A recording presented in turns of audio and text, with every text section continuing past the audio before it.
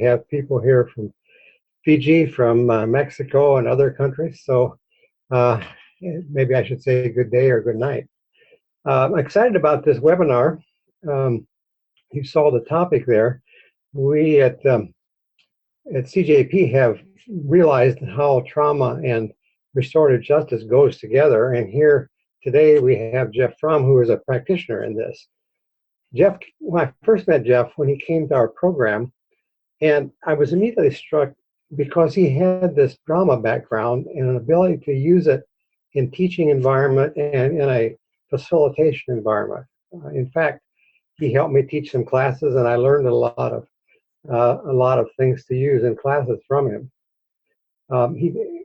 He had a lot of other things he'd been doing before this too. He's got a rich background. He's worked in wilderness therapy with adjudicated boys. He's been involved in sustainable agriculture and food security. He's taught in high school. His present position, he works in prisons in Ohio, but is based in Berea, Kentucky. You may have to ask him how he makes that work. Since he got his master's here, and gone to work with Horizon, he's also taught college classes. He's developed training materials and helped train for the defense-initiated victim outreach work. Brought a lot of his drama skills to that. He's helped create mediation practices for young people in Kentucky. He volunteers with a violence intervention program for high school students. He started circles of support and accountability for formerly incarcerated people, and he's been a stay-at-home dad. So he's got quite a list of qualifications here to talk to us. So I'm excited to have you here, Jeff. I'm looking forward to hearing you. And as Sarah said, I will be tracking questions. So in the chat window, put any questions in you have, and we will try to get everybody's in if we can after Jeff is done presenting. So Jeff, go ahead and take over if you will, and let me know if you have any questions. Great. Thank you, Howard. Thank you, of course. Thank you, Dr. Zehr, and to the Zaire Institute for allowing for this avenue to reach out and talk about something I'm obviously excited about. This medium is not something that I'm used to. Like Howard said, I'm very much into interactive theater and having in my presentation my facilitation style, but you know. A clothing optional alternative to live action education is interesting. It's interesting, but I didn't know. I'm trying to figure out how do you keep people's attention. And I thought about taking my daughter's advice and going the Sesame Street route and maybe having Paddington, share some of the information. But hopefully my personality, some amazing stories, and a whole lot of anecdotal evidence will keep your attention. So what I want to do is go to my presentation here from the beginning. So yes, Sarah read the title to you, Transformation of Prisons, Prisoners, and Communities. I got so the goals and expectations for this evening, trauma healing awareness workshops that I do in prison, and I'm going to do an overview of the information that I share in those workshops, and talk about how it's done and where do we see it working. And now, why is this restorative justice? And also, why is this restorative justice and what that looks like? So, when I talk about the workshops, when I say workshops, I'm talking about the trauma healing awareness workshops. And I got this information at the Center for Justice and Peace Building at Eastern Mennonite University in, as Howard said, the beautiful Harrisonburg, Virginia, in the Shenandoah Valley, through the strategies for trauma awareness and resilience. And when I was in graduate school there, I got the opportunity to, one of the students who was in the program ahead of me asked me to work with her on developing an interactive trauma healing awareness workshop, which we took down. This is Odelia Gertel Crable and I took an interactive workshop down to New Orleans, Louisiana, 5 months after that city was devastated by the Hurricane Katrina, and some amazing work came out of it. And so that's the training that I got in, and I continued as I was there with my master's degree, continued working with the trauma, and now just to give kind of the setting that I'm doing these workshops in, I actually do it inside a therapeutic community in the prison itself, the Horizon Prison Initiative. The Horizon Prison Initiative works in 3 different prisons in Ohio, the state of Ohio, Marion Correctional Institution, Chillicothe Correctional Institution, and London Correctional Institution. And so it's a Horizon. Horizon is a multi-faith behavior modification program that has the men living in community, working on curriculum that for 10 months, a curriculum that is very introspective. It has the men, sitting in circles, having dialogue, building relationship, but having dialogue, lots of dialogue in circles. And that's really important. That's going to come up later on. So when I introduce the trauma healing awareness information, when I bring in these workshops, I do it in 2 installments. I do a half-day workshop with all the men in January, and then a whole day workshop with each man, with all the men in usually in March and April. And that first installment, I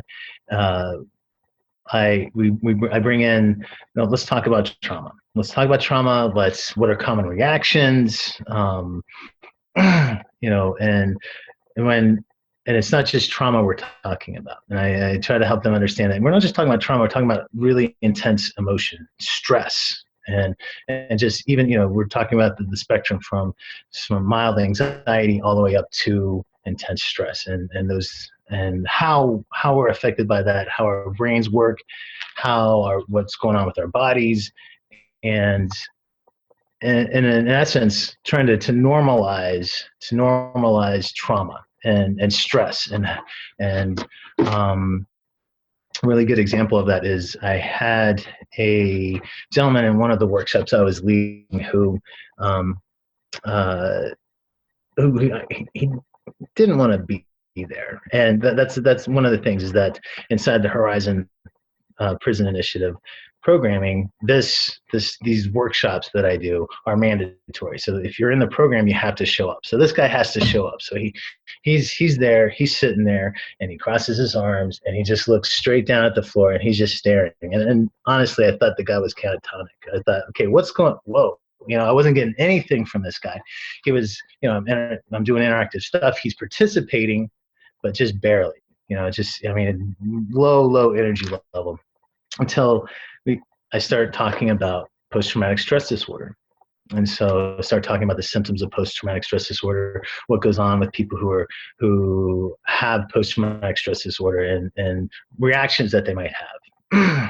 And then all of a sudden with this guy, he's got his arms full and he's looking straight down. All of a sudden I get a tilt of the head, and then I see the eyebrows going. And I'm just like, I'm getting something from this guy. I can see that the wheels are turning. I'm not sure where they're going, but they're turning. And so, like I said, this is in 2 installments. When I come back for the second installment in March, I come back and I'm working with this guy's group again and this guy's really active. He's talking, he's sharing stuff that I've never, I was just like, whoa, what happened to this guy? And I got to talk to him afterwards. I was like, hey, in January, I couldn't get anything out of you. What's going on now? And he sat there and he looked at me and he's just like, post-traumatic stress disorder. I didn't know anybody else felt that way. And so, normalizing stress and trauma and, what's going on with these guys, normalizing it is a huge component to that first half day workshop that I do with them. And so what I'm doing is, I'm working with experts in trauma. These are people who have suffered. Some of them have just suffered some immense traumas, and they've also created some immense trauma. So they've had the opportunity they're getting intense emotional energy on both ends of this, through being violated and also being the violator. They have this huge buildup of emotional energy. And so what I'd like to do is introduce you to what the information that I share in the first half day workshop. This is the primary model that I'm working with. And when I go in to work with the men on this, I go in from the idea that we've all been victims and we've all been offenders. We've all victimized. We've all hurt people, and people have hurt us. But first, we start off as victims. First we, whether it be learned behavior, whatever, we've been hurt, and so this is an older model here. You can see down here it's 2002. They have a newer version of this. The STAR program at Eastern Mennonite has a newer version of this. The version they have now is a lot more fluid. This one, looks very much more concrete, and for me, this is easier. This is easier for me to interpret. But the newer version is nice, but I also have a really hard time. I can't figure out how to get the newer version off of the website. Maybe someone can help me with that at some point, but I can't get it off their website, so I'll have to go with it. And so what we have is this cycle. And the first thing people notice is that one feeds the other, feeds the other, feeds the other, and it keeps on going back and forth. And in the explanation of this cycle, I always start here with the traumatic event at number one in the victim cycle, victim survivor cycle. And so, what goes on, and I go through each of these steps and explain, what's going on at those points. And of course, I bring examples in, and I usually use three examples. Three examples just to show the versatility of this tool, but also just different understandings, and start off talking about a victim offender dialogue that a colleague and I did, Linda Harvey, in Lexington. A colleague, Linda and I got a call from some people about doing a victim offender dialogue with a school shooting, and so I got to bring one of the survivors of the school shooting together with the offender, the guy who did the shooting, and we got to take, so I take the men when I'm doing the trauma healing awareness workshops. I take the men through what was going on with the shooter. I'll call him Philip. Okay, what was going on with Philip? Here, and I share one of the stories of Philip when he was in middle school. He was bullied a lot, and he talked about certain incidences that happened, and I share with them in an incident, which I'm just not going to share right now. It's just it's pretty explicit, but they go through. Philip goes through all the physiological changes. The fight, fright, or freeze. He's going through all this stuff repeatedly, over and over and over again.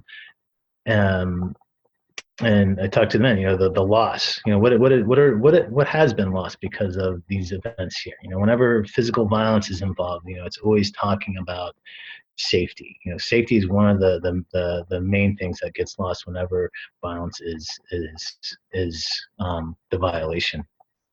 And then one of the things that has evolved over time as I've presented this is the focus on the suppression of emotion, and especially when I share this case about Philip, here's this person, this young man who's suppressing this emotion. And one of the things that the men have taught me, the sayings, is buried feelings never die. And so this is all going down in there, going down in there. It's going to come out in some way. And so, unfortunately for Philip, many victims, it came out in the form of schizophrenia, so mental illness. And unfortunately, Philip had these voices, school is evil, he has to go to school, learned helplessness over here, have to go to school, school's a bad place, school's not safe, it's a bad place, and he dehumanizes everybody at school, takes a gun to school and shoots school, which just happens to be people, right? Has the justification for using violence, pursues that decision at the expense of everybody around him. And unfortunately, people died, and we have victims now. And so that cycle continues. Now we have this young woman named Wendy who was left in a wheelchair. She, you can imagine what she was going through that day, going through the shock, the injury, the anxiety, maybe the denial, anger, suppression of grief and fears, possibly over time. But Wendy was actually pretty amazing person. She finished high school. She went to college, finished college, graduated from college 11 years after the shooting. Wendy is married and pregnant, and she wants to meet with Philip. And I'm not sure exactly how she heard about Victim Offender Dialogue, but she got in touch with Linda Harvey and I,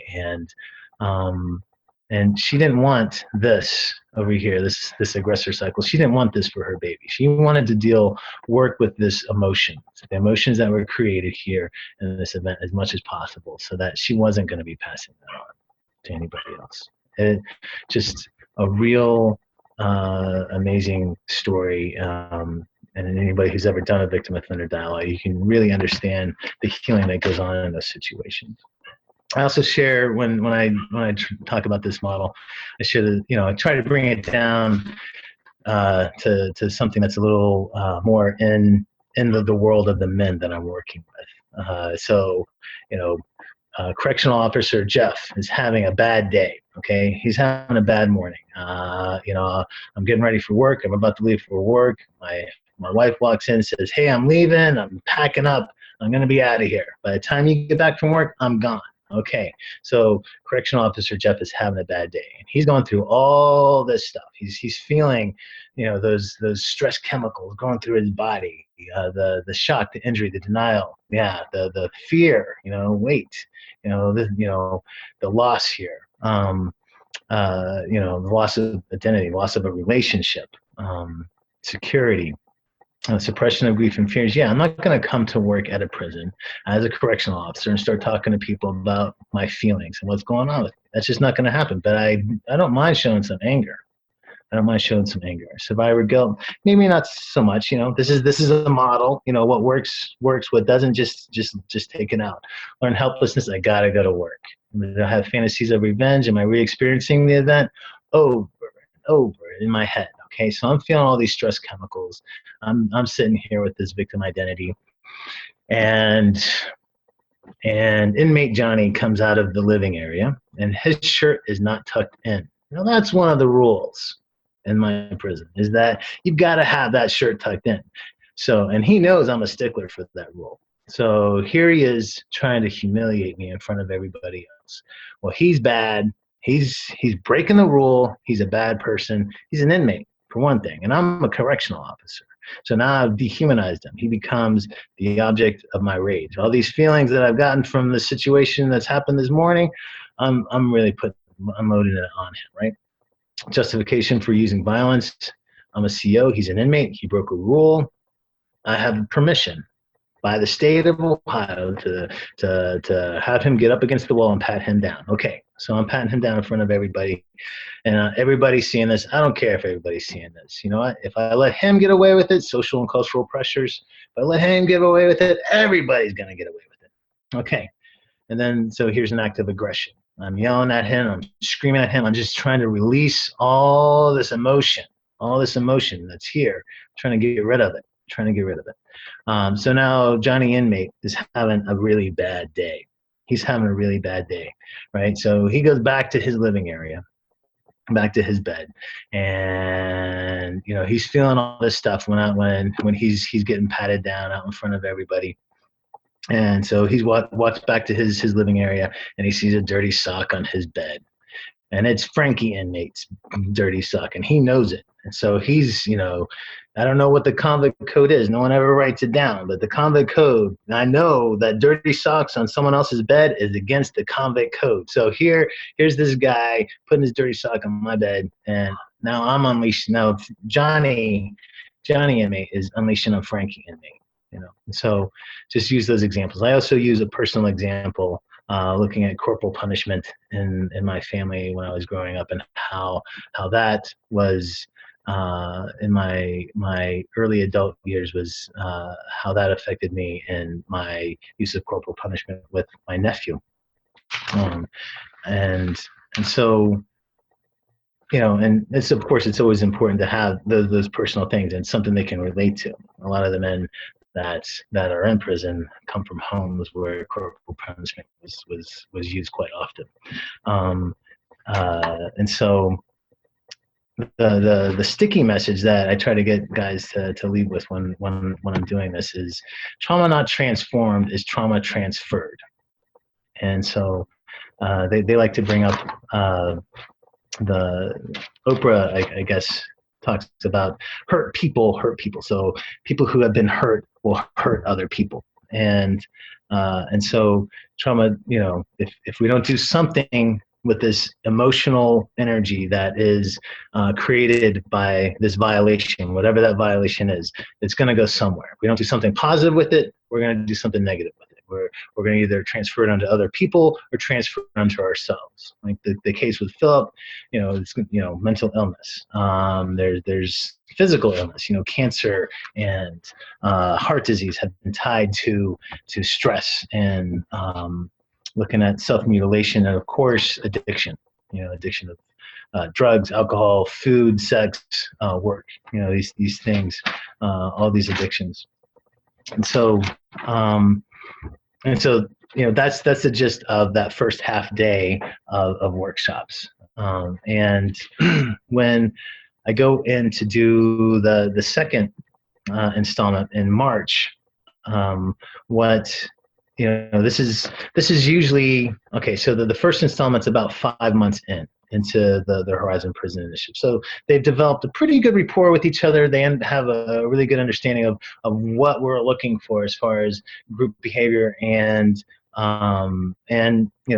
doing introspective work and what that looks like. And so they have safe places to go. And that's really important, because I wouldn't just do a trauma healing awareness workshop with people in the general population in the prison. They live in a therapeutic community. And so whatever emotions or whatever, things are brought up in that workshop, they have an avenue for, a positive avenue for letting out, working with that emotional energy.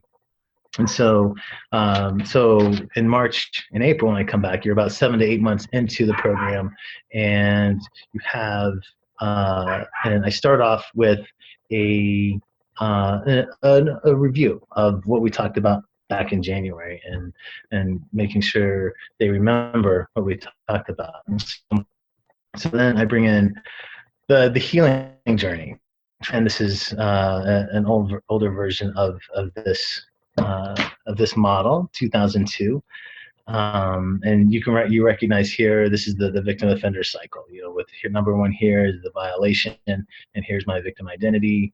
Number 5 here is the suppression of grief and fears. And so breaking the cycle. How do we break the cycle? And of course, the first thing is to make that choice. You have and even this model has adapted over time as I've worked with these men. I've done this workshop inside prison, working with men in the Horizon program over 50 times. I'm still learning, and I'm going to talk about that a little bit here in just a second. But here this first step down here with plumb, explore, and express grief and other emotions. It used to say mourn and express grief, and that word mourn tended to get in the way, because guys would start thinking, wait, well, I've never lost anybody. No one in my life has ever died that I really cared about. And so this doesn't apply to me. And that's just a really hard word to get past. And what I'm trying, and I'm still looking for a good word here, a good, a way to express this first step. But, to plumb, to explore, to express the grief and the emotions that are caused here by this violation at number 1 in the victim offender cycle. And then accepting the loss. Okay, whatever happened here, whatever I've lost, whether maybe I got in a fight and I lost my leg. Okay, if I got in a fight and I lost my leg, that leg's gone. The fight happened. There's certain things I'm going to have to accept with that aren't going to change. Okay, all right, I can deal with that. Okay, maybe I'm moving on here. Why them? Trying to understand the root causes. Why did this happen? And that might take some, engaging with the offender, maybe not, but trying to, talk to other people about it, but facing my own shortcomings. And that's kind of important, especially if it's a fight where I lost my leg. Okay, well, it was a fight. It takes 2 people to fight. Okay, what's my culpability in this? But of course, victims don't always have culpability in the things and the violations that happen to them. It has an asterisk there. This doesn't apply to cases, for example, child abuse. Yeah.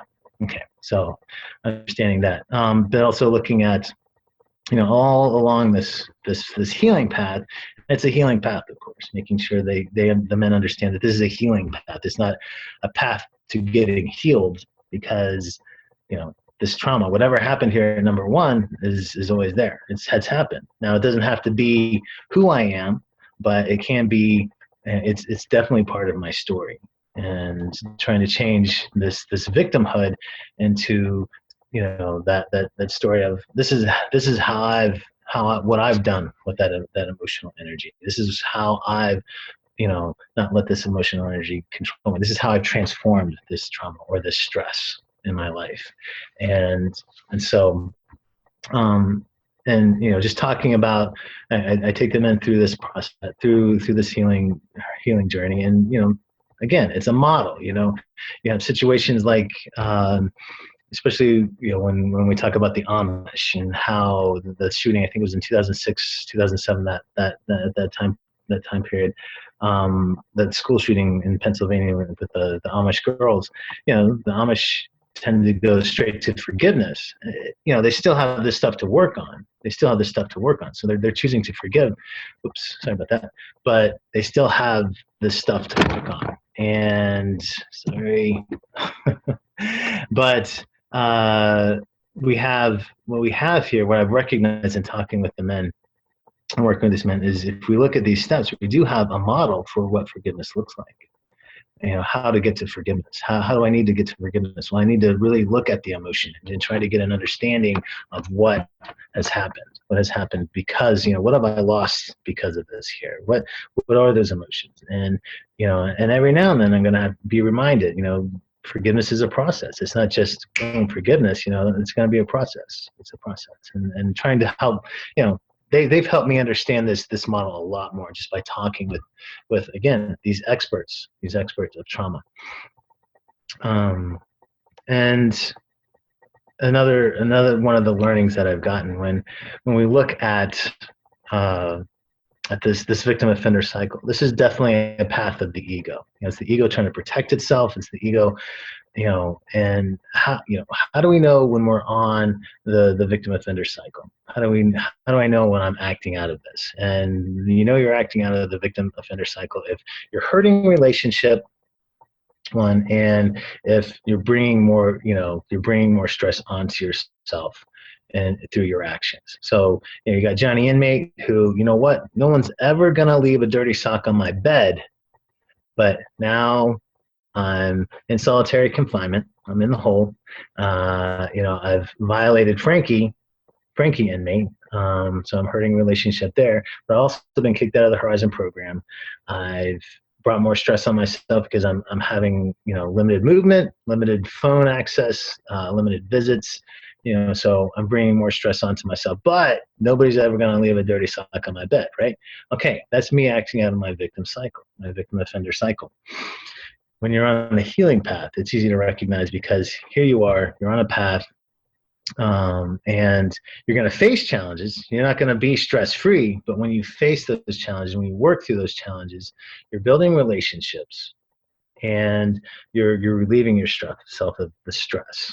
You're relieving yourself of stress, and so helping the men look at that and recognize that. So I come back to do the second installment in March, and last year there was this group of 8 men that I was working with a group of 16, and I had them break up into 2 groups of 8, and they're talking, and they're with the Horizon Prison Initiative, and they look at me, they're like, the Horizon Prison Initiative, they keep us stuck in our crap. Okay, they weren't using the word crap, but I'm going to use the word crap. Okay, they keep us stuck in our crap, and here if how are we ever supposed to get past our crap if you guys keep bringing it up, keep making us talk about it? And I was actually really proud of myself with this, because I came up with a great metaphor. So Dr. Zehr would be really proud of me. I came up with this great metaphor right away. I thought about, hey, when do I use crap? I use crap in my garden.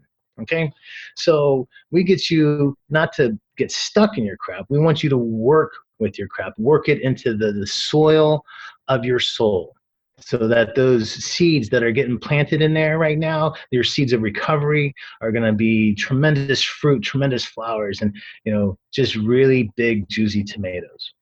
And it's always good to use a food analogy or a food metaphor when you're in prison, because there's always a positive emotional response to food, especially in prison. Food is very important. Good food, juicy, really juicy tomatoes. And so that's important. This metaphor that I talk about is really important, because later on that same day, the same group of 8 were talking in their small group, and they were looking at the sticky message: trauma not transformed is trauma transferred. And they're looking at this, and they're like, this is really negative. And so I'm halfway listening in on their conversation and listening in on the other group's conversation, and I'm getting really intrigued at where this is going. And now I've done this workshop.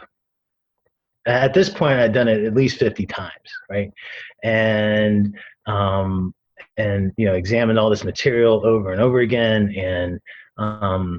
and this conversation that these men were having about this sticky message really got to the heart of what I'm trying to do with trauma healing, and what the Horizon Prison Initiative is trying to do with its curriculum. What it's doing is it's trying to transform trauma so that it's healing transferred. And so through these small groups, so trauma transformed is healing transferred. So in these small groups, in these dialogues that these people are having, these men are having in these groups, talking about the emotional energy, that are working with the emotional energy, talking about not only their own victimization, but the victimization that they've caused to others. They get to that's part of their transformation, and that healing that comes out of them, working with their emotional energy, is working with the emotional energy of everybody in that circle. And I was introduced to the Horizon Prison Initiative back in 2008, when I brought my first trauma healing awareness workshop into Marion Correctional Institution. And Jeff Hunsaker, the executive director of the Horizon Prison Initiative, went around the prison and selected 19 of the guys he most trusted in the whole prison. And we sat in this circle of 20, and I started working with this trauma healing awareness workshop. And this one guy started talking, and he started looking around the circle, and he said, what? I trust everybody in this circle. All the men in this circle have dignity and my respect.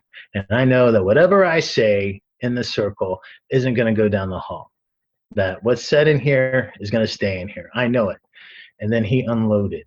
He unloaded, all the suppressed emotional energy on all of us. It was just, it blew me away.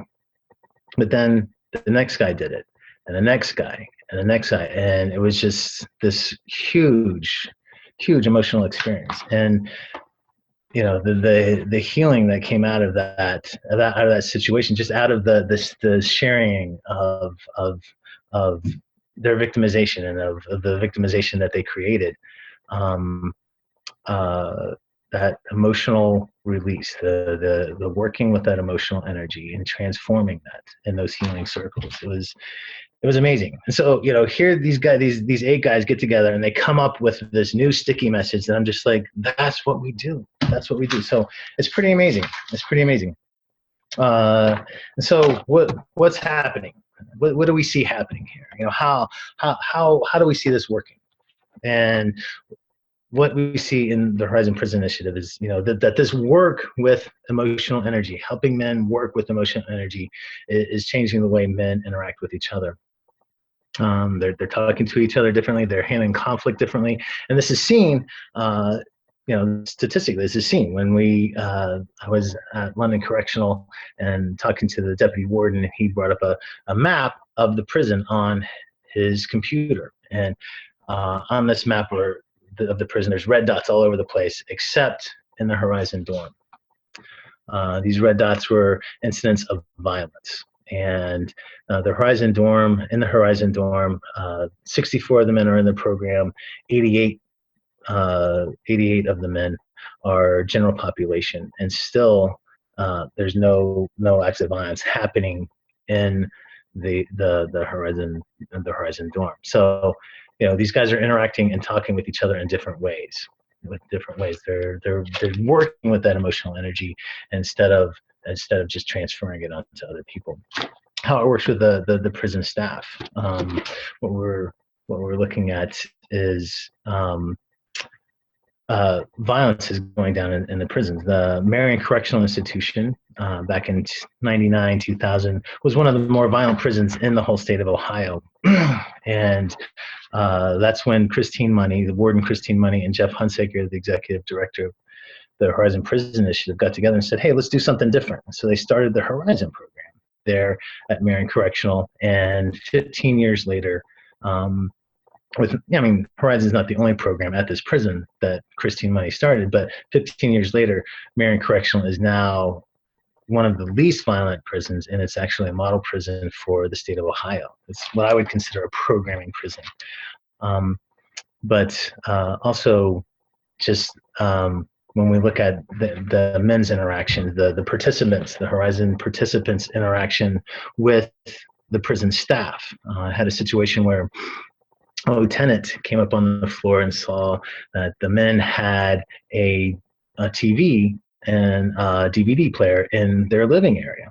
There's a TV and DVD player that belonged to the unit staff, but was in the living area. And that's one of the programs that we do. We call it family movie night. And so a group of guys get together, they decide on a movie, and then they make some food and eat together. Well, this lieutenant walks in, sees this TV in the living area, and starts really going after the guys. And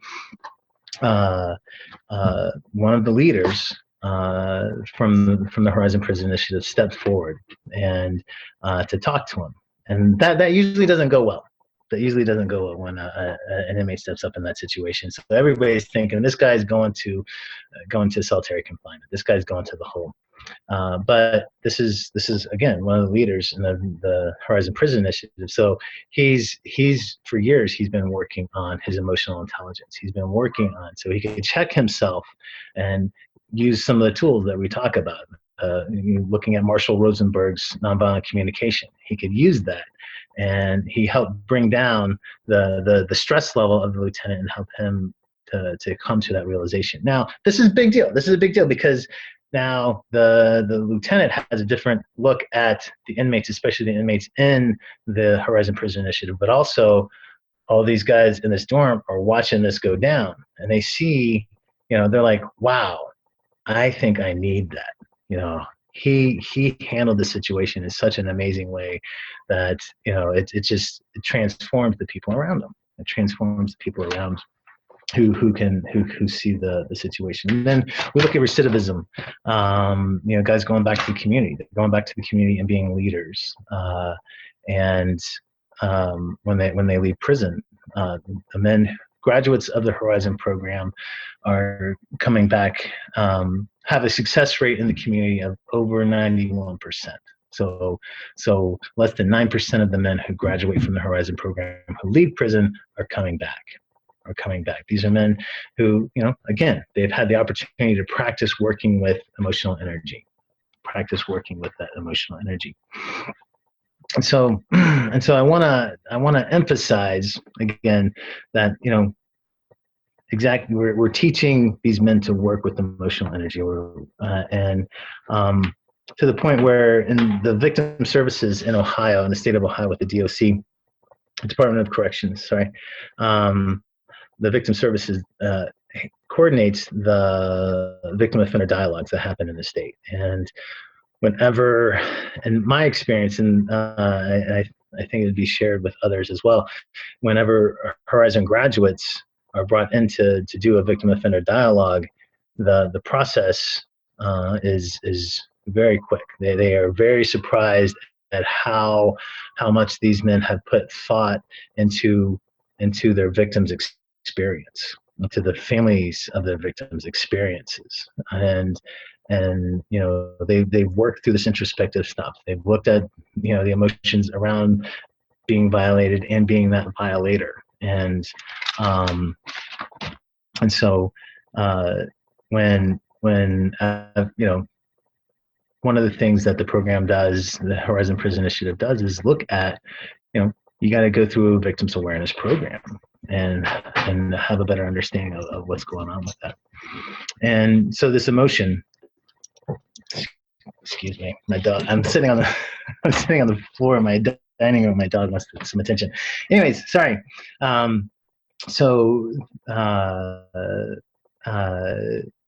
But it's working with this emotional energy and giving them an opportunity to do that. And I'm reading a book right now, Dignity by Donna Hicks. I've only made it through the introduction. I'm a very slow reader, but even in the introduction, she talks about the emotional energy and how important that is. And though you can't, it's really hard to get people to talk about about their emotions, but you can go to Dignity, Donna Hicks, PhD. Dignity is the book. She, you can ask them to talk about a time that their dignity was violated, and then they start bringing out the emotional stuff. But she's talking about that. That's key. That's key. That emotional component. And so how okay. So how is what we're talking about here restorative justice? Okay, how is this restorative justice? So, many of you have seen this idea before. You have the spectrum of retributive justice to restorative justice. And you got the questions of the criminal justice system: what law has been broken, who did it, and what did they deserve? And then you got restorative justice. Who has been hurt, what are their needs, and whose obligations is it to meet those needs? And and even inside the restorative justice, is it how restorative is it? Is it how much restorative justice is it? There seems to be a spectrum inside even inside restorative justice. And when Howard talked about the defense initiated victim outreach training that I was a part of, we would talk about it and we'd say this is less restorative than some of the other stuff, because we're and why is that? And I don't know that I agree with that anymore. I think, one of the defining characteristics of restorative justice, one of the values, the key values, the intrinsic values of restorative justice is this process helping individuals, stakeholders, the stakeholders as individuals or as groups, the victim, the offender, and the community. Is this helping people work with that emotional energy? So restorative justice is intrinsic value. Is, restorative justice helps stakeholders work with the emotional energy attached to wounds created by harm and violation.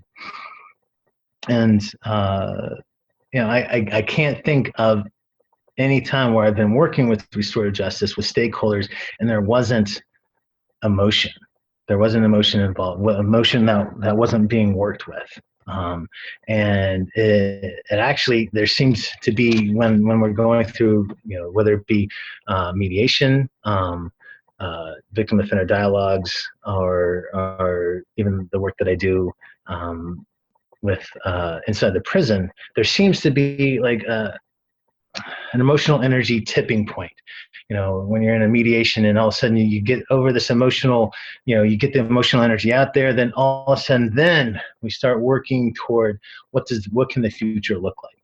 So the value seems to be its ability, restorative justice's ability to work with the emotional energy. And when we look at the retributive justice system, when we look at, not retributive, but the criminal justice system, it tends to shy away from that. In fact, I've got a story of Linda Harvey, again, this practitioner, and the state of Ohio, or state of Kentucky, was doing mediation in the criminal court system. They were using retired judges to go in and mediate court cases, and so these retired judges would go in and, basically when they called Linda and I in to deal with, help them understand, how do we work with victims? And we asked them, what do you mean? They're so emotional. And so we're in there and we're watching this case, watching them mediate this case, and we're like, yes, she's emotional. Her daughter was raped. She's going to be emotional. And there just seems to, I don't know why it didn't click for me then. It's like, yes, of course, emotion. And that is one of the defining characteristics of what restorative justice is. And so even when we look at what Harry Micah and Dr. Zehr put together with the signposts of restorative justice, you can see, I've highlighted in blue questions and words that are about emotion. I mean, we're talking all around about the emotional energy that's created from the harm, but why aren't we talking about it as, why aren't we more overt with our conversation about emotion? So I just think that's really big. And so takeaways, from this webinar, focusing on emotional awareness or emotional intelligence or emotional energy will get results. And one of the defining principles of restorative justice, one of the defining values of restorative justice, is its ability to work with emotional energy, to help stakeholders work with emotional energy. And yes, that's my dog.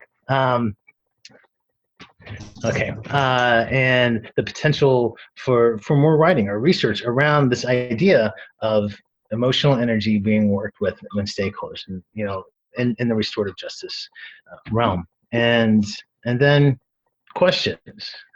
Okay, all right, working with emotion. Okay, you can see that in a lot of restorative justice processes, but okay. What if I go to psychotherapy for the trauma that's happened in my past? I'm working with that emotional energy in psychotherapy. Is psychotherapy a restorative justice process? Is psychotherapy a restorative justice process? And my answer to that question today is absolutely maybe.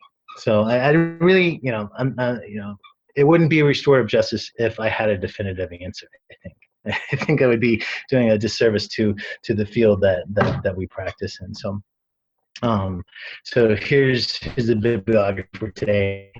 Just looking at the websites of the Horizon Prison Initiative, Center for Justice, Peace Building Strategies, and of course the book Dignity by Donna Hicks. Hopefully in 5 months I'll be finished with that. And so with that, I would like to turn it back over to Dr. Zehr. Wow, Jeff, that's wonderful. That's great stuff. I'm sitting here thinking about what a privilege I've had for the 18 years to teach in a program where people like Jeff come that have all this experience, and then they go and they apply this stuff in ways we never imagined, integrate this stuff. It's a real treat. Yeah, now we got questions coming in here, and I'm going to start on them. I've got a couple of my own, but I'm going to go with what have come in here to start with, and we'll see from there. All right. Grace Fox is in Fiji, and she asks, from the victims and survivors cycle, where would you place or start the restorative justice process, particularly working with victims and offenders? How do you decide based on what? Where do you start and how do you decide? Make sense? So I think she's talking more about the dialogue process, either direct or indirect, probably. okay, so and that actually, there's probably people who can answer that question a lot better than I can. But when that cycle, when we talk about that cycle, those can be broken at any point in time. When you're talking about severe acts of violence, especially things that hit to the criminal court.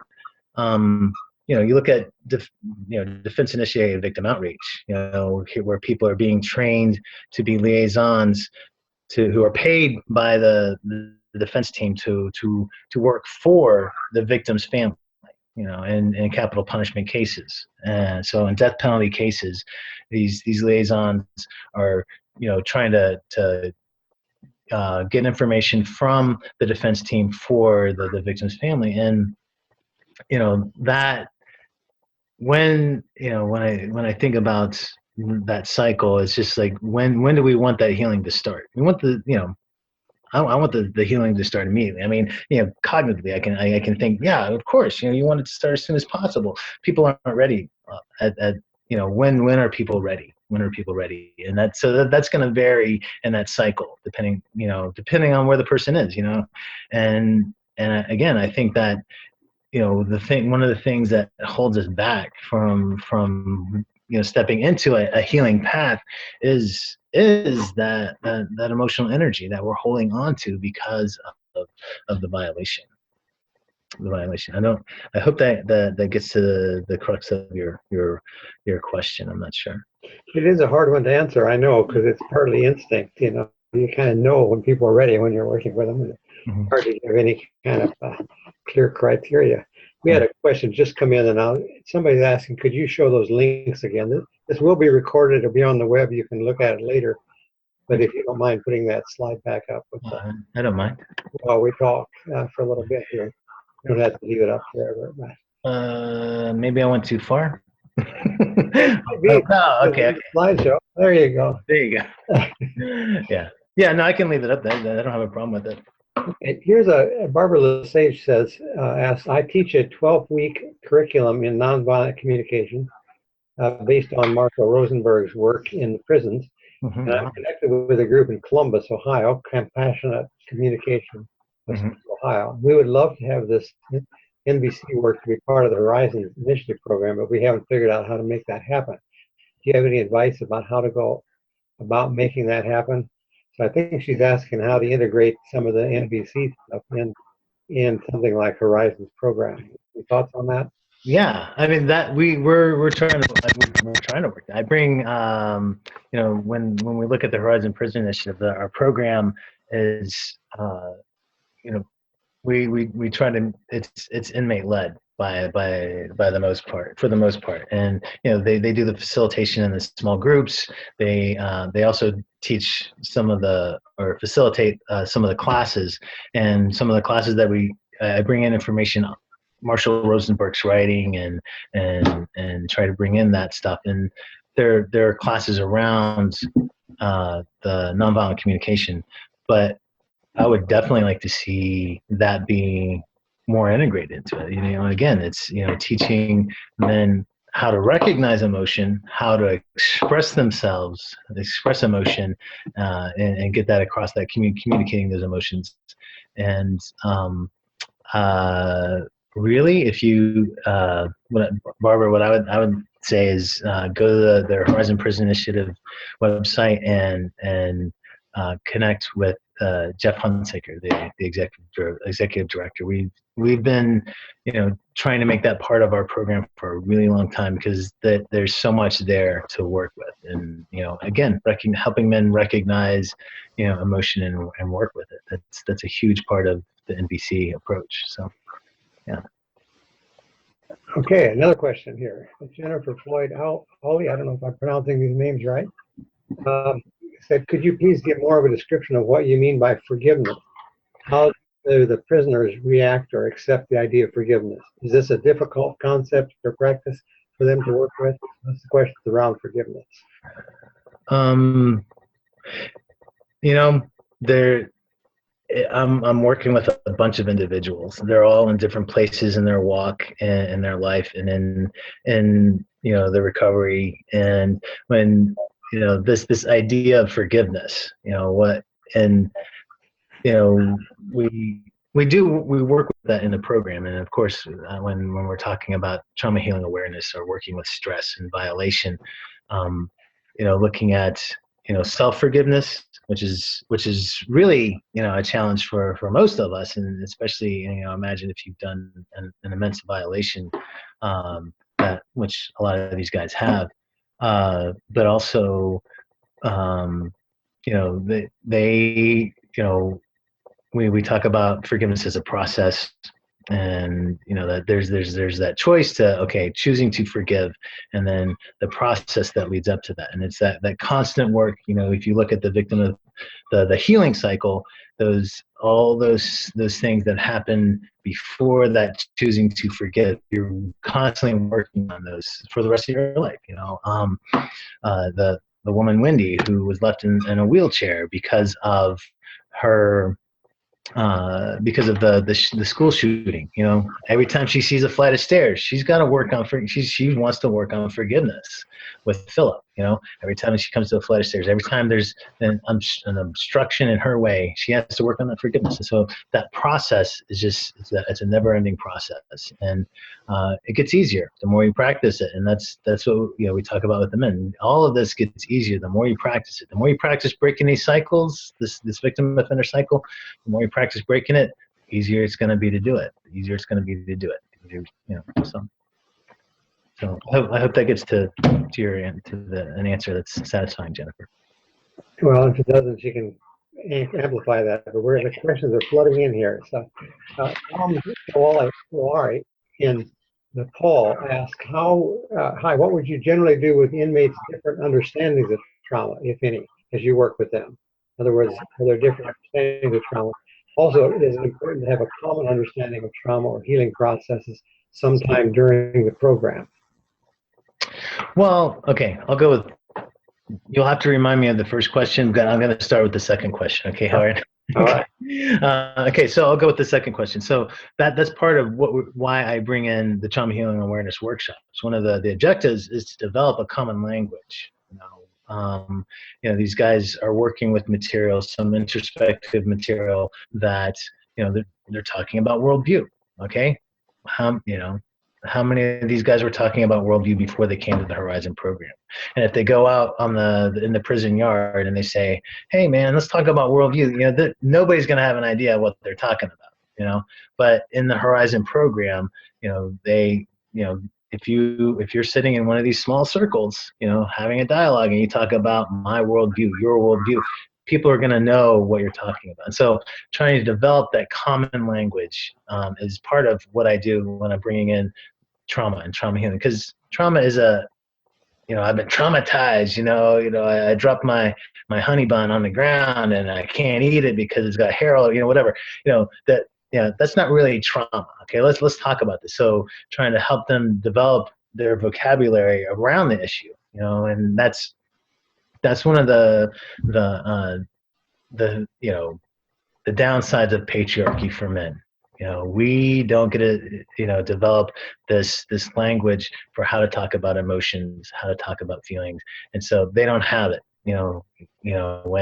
When patriarchy tells us that we're supposed to be stoic, this masculine ideal, these guys, we're trying to help them develop a different idea of of gender, and actually, maybe even getting past gender, from masculine or feminine to let's think of ourselves as relational.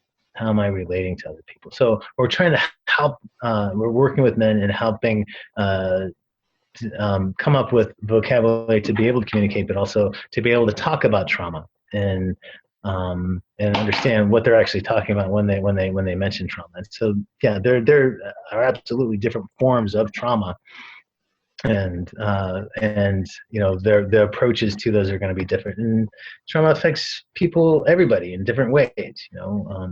We know that between 12 and 15% of the people who go through a mass trauma, whether it be war or Hurricane Katrina, are going to contract post-traumatic stress disorder. There's a biological tie there in some way. So there's that. And what was the second question? Or the first question? The first question had to do with different understandings of trauma, but I think you've answered that. I mean, basically, one of the things you do in your training is to help them develop a common understanding of trauma. Yeah. Is that right? Yeah. Yeah. And so just, that language is important. How can I dialogue about something if I don't have words to explain it and express it? And so it's introducing the language so that I can talk about what's going on with me, And that's why, Dr. Zehr, in your work, you emphasize storytelling.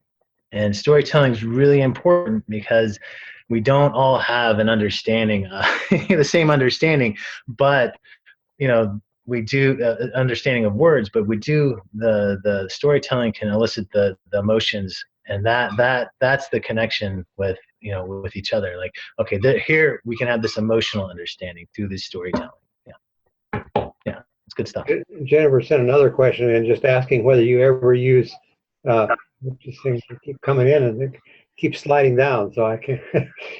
Whether you use modalities such as EFT, emotional freedom technique, have been used in PTS cases. Well, okay. So I'm doing trauma healing awareness. I'm not, a lot of what I do tends to be therapeutic for some of the guys, but I don't do therapy, and I'm not a licensed professional in that way. I'm bringing in the strategies for trauma awareness and resilience model as best I can into a prison setting, but I definitely, someone else would have to come in and do that. I myself, as a restorative justice practitioner, ethically, I don't know that I would be able to do any kind of that deep of a therapy. But that again, there's only so much time in a day. I would love to see something like that. We talked earlier about the nonviolent communication. Wow, yeah, that would be great. Okay, what about bringing in the ETF stuff? That would be great too. That would be amazing. And the Horizon Prison Initiative, again, it's a therapeutic community, so it's not like you're just grabbing some people, shaking them up, and then throwing them out to the general population of the prison. You're working with people. You're working with people, and whatever comes up, they do have opportunities to dialogue and work with that emotional energy again. Yeah. The questions are flooding in here. I'm not sure we're going to get through them all, but there's some really good questions here. But there's a couple that have to do with the Horizon program itself. Okay. You go with those right now. One of them says you defined Mark Winberg says you defined Horizon as a 10-month therapeutic program and described in detail a 1.5-day working with trauma component. How do the other components of the 10-month therapeutic program reflect restorative values and processes? Okay. Well, restorative justice happens in circles. So often, restorative justice happens in circles where dialogue is happening. And again, we're getting them into one of the values of restorative justice is to work with what brought you to prison. To understand what brought you to prison, not the crime you committed, but what's behind that, and also getting them to work with, how they've affected their victim. That's part of the trauma healing awareness workshops is getting them to understand what happened, what was going on with your victim when you were victimizing them. And so even though and that's throughout the program. We're getting them to think about their victims as they go through the program. So often in prison, unfortunately, it's not, prisons aren't set up to make guys or help men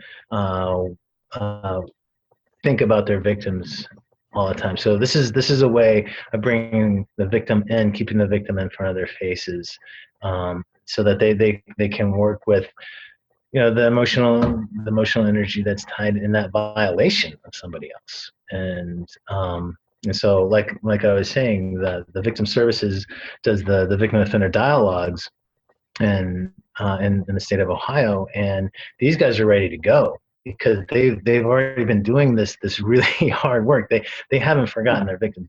They can't forget about them because they're being put in their faces, and so they're actually in a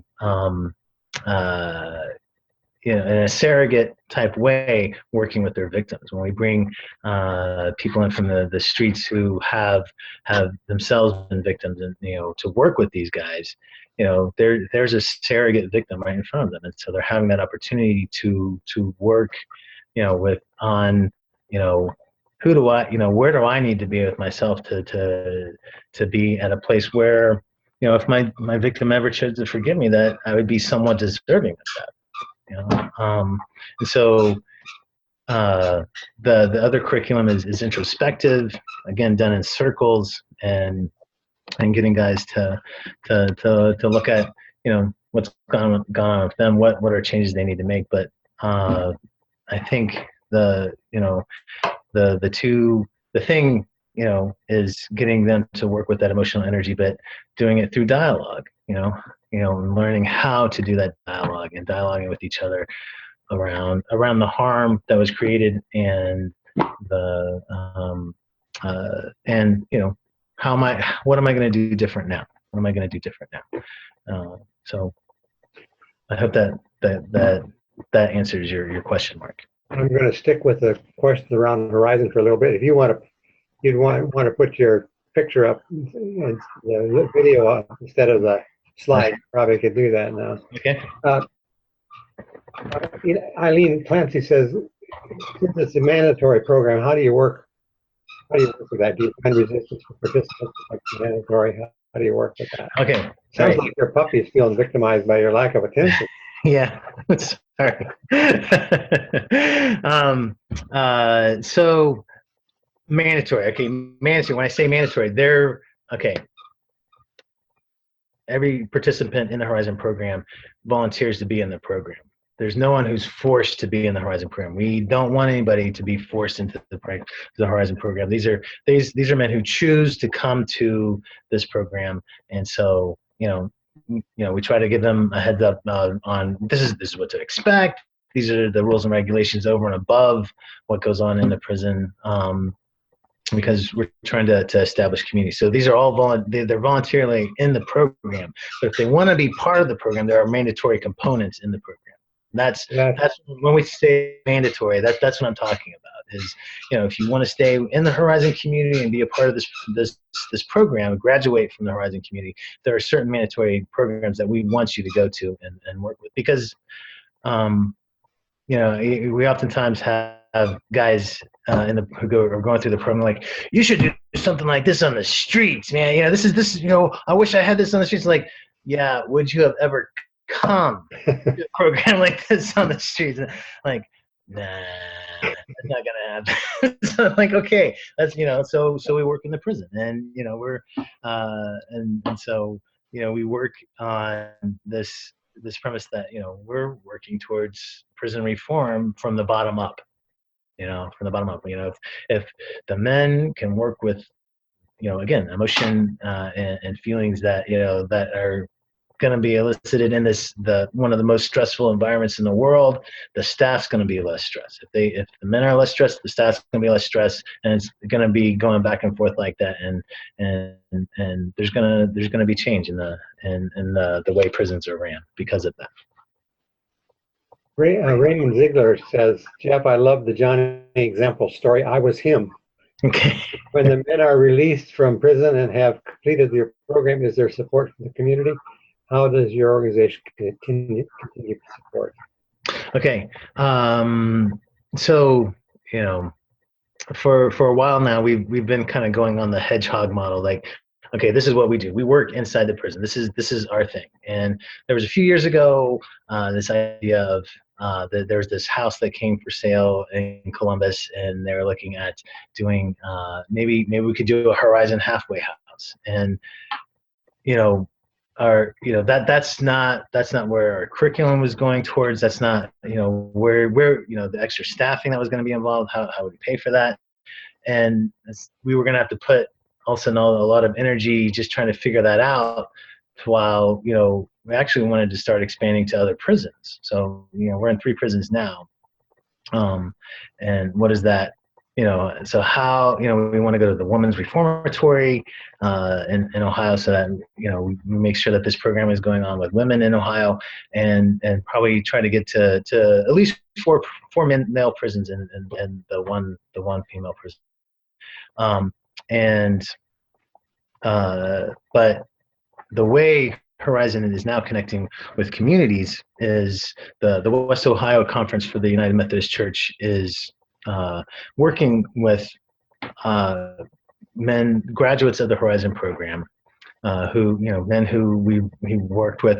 We've trained graduates who are the West Ohio Conference is connecting with churches and communities, and Dayton, mostly in Dayton, I think, in Cincinnati and Columbus, and connecting these men with these churches so that these men can go back to the communities where they come from and be liaisons between the church, the Methodist church there, and the community, as they're finding that these churches are just kind of drying up. All the parishioners who go to these churches are coming from the suburbs, and they're getting tired of driving downtown, and so they're finding other churches in the suburbs, and these churches are just shrinking. It's like, well, we need to be accountable to the community that where these churches are at, and these men who are leaving the prison trained, have gone through Horizon, had the training, and how to be leaders in the community. What does healthy community look like? Are going into back to these communities and being those liaisons for the churches. So there's opportunities there. We are through the Methodist Church also looking at possibly doing something like a halfway house, So it's there. We have just a little over 10 minutes left, and some really substantive questions about it. Well, somebody says, does Horizon use restorative processes? This is Mark Winder. When there's wrongdoing in the unit, and my guess is you use circle processes of some sort. But, yeah. So we'll use circle processes, and again, we're trying to, the incidences of violence in the dorms where the Horizon program is just amazingly low, and it's because the community of the floor, the dorm, are the ones who are responsible for keeping each other accountable, and so it is through these circle processes, through peer councils. We call them peer councils, where they're a form of self-governance, and so they're meeting in these circles and having support, people with support coming to work on the issues that that do come up, because they live in community. Guess what? There's going to be conflict, and so even with our best tries, relationships going to bring conflict.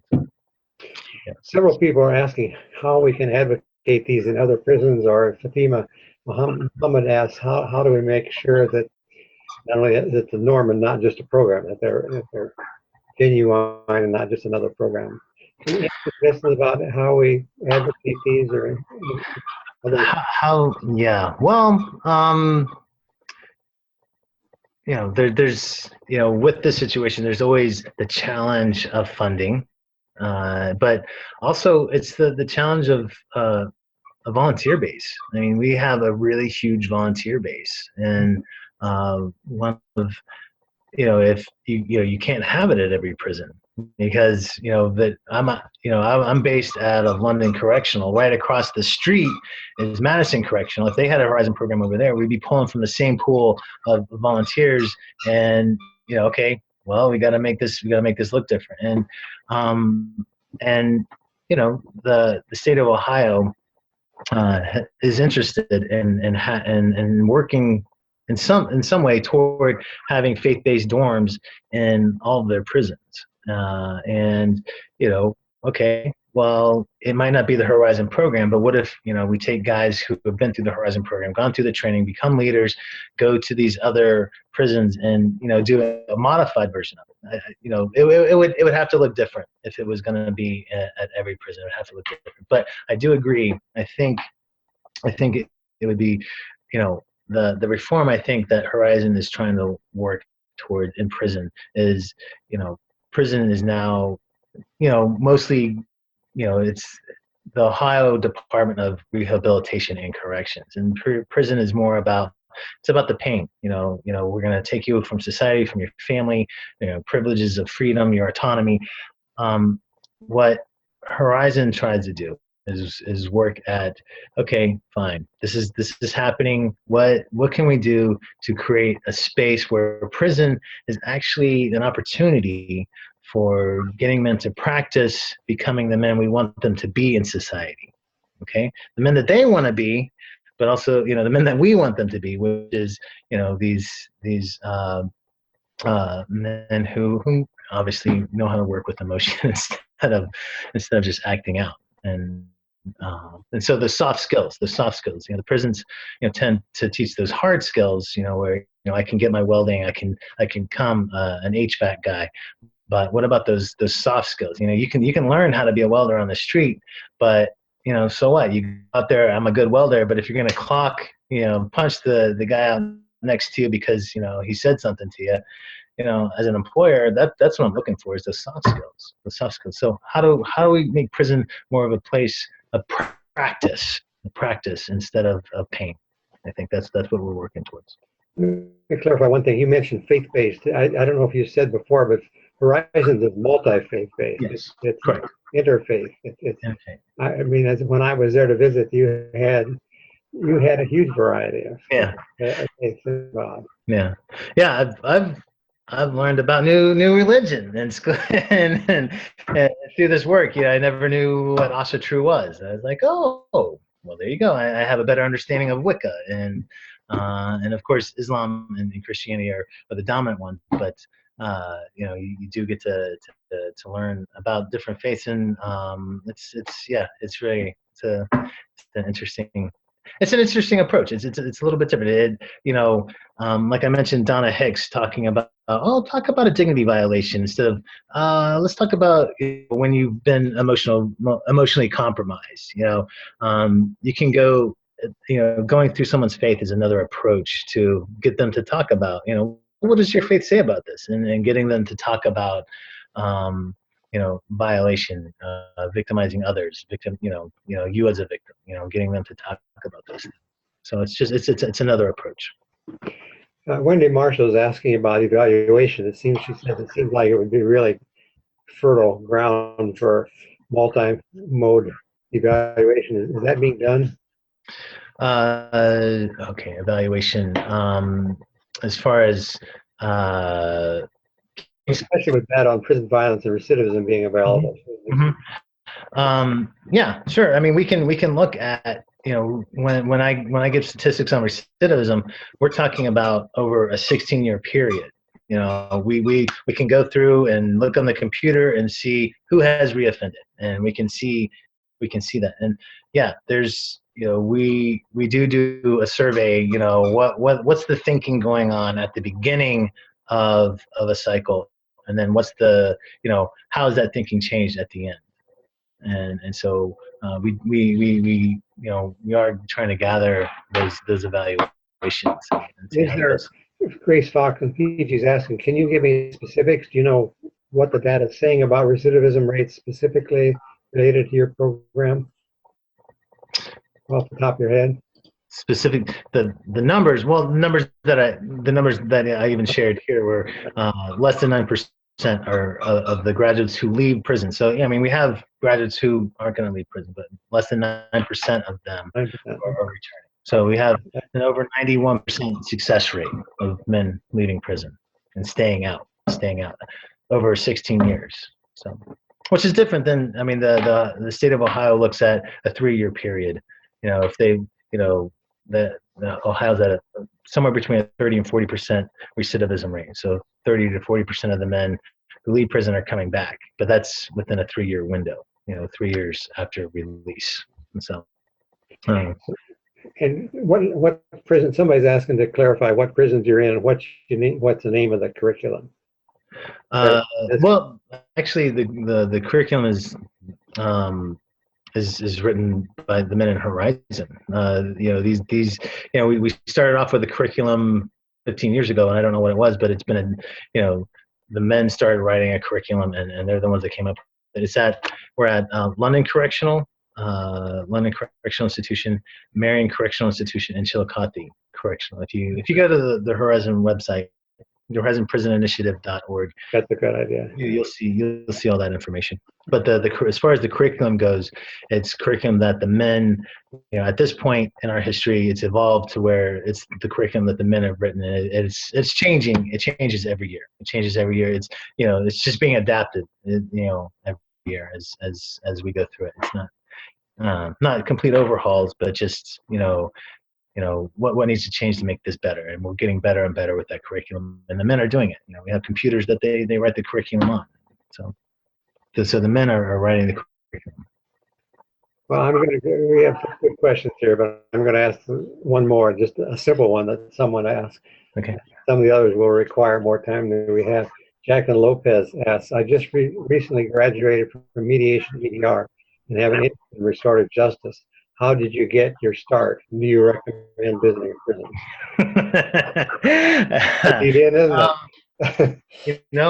I never say no to Dr. Howard Zehr. He actually went and visited Marion Correctional, and Jeff Hunsaker, the executive director of Horizon Prison Initiative, asked him, said, "Hey, do you know anybody who's kind of artsy fartsy who can help us out, do some programming with us?" And Howard said, "Yeah, I might know somebody." And one visit to the prison, and that was it. It's easy to get sucked in when you see people who are genuinely working on themselves. It's, again, they're working on their healing. That healing is transferring onto me, and I just, it just takes you. And I tell them all the time, I gotta come back for my vitamin H, my vitamin Horizon, because I gotta get my fix. So. Well, yeah, I think it is important to experience prison, but not just in a tour or something, but to be part of a program. And so forth. You sit in a circle of people working on themselves like that, where there's just that immense amount of pain in that circle, and you listen to any of the stories, and especially the hero stories, them in their recovery, and that's the Horizon trick. We get people to visit and they get stuck. Well, thank you, Jeff. I'm so sorry we can't answer all these questions, but we've done pretty well on the list. Yeah. And a good lead in to Sarah, who's going to talk about a question about how to learn more about restorative justice. And Sarah's going to give you the answer here in a little bit. Thanks a lot, Jeff. All right, thank you.